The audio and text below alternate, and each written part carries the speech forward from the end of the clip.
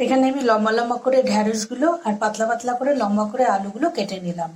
এখানে আমি একটা পেস্ট করে নিয়েছি, পেঁয়াজ, লঙ্কা, আদা, টমেটো। এখানে হলুদ দিয়ে দিলাম। এখানে শুকনো লঙ্কার একটু গুঁড়ো দিয়ে দিলাম। 1 চামচ ধনের গুঁড়ো দিয়ে দিলাম। অল্প একটু মৌরির গুঁড়ো দিয়ে দিলাম। ছোট চামচের 1/2 চামচ সর্ষের গুঁড়ো দিয়ে দিলাম। অল্প একটু জিরের গুঁড়ো দিয়ে দিলাম।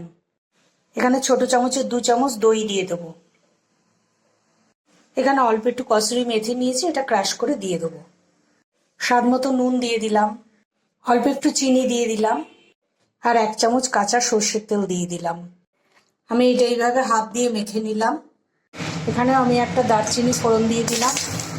এবার হাতে মাখা ওই ঢ্যাঁড়সটা দিয়ে দিলাম।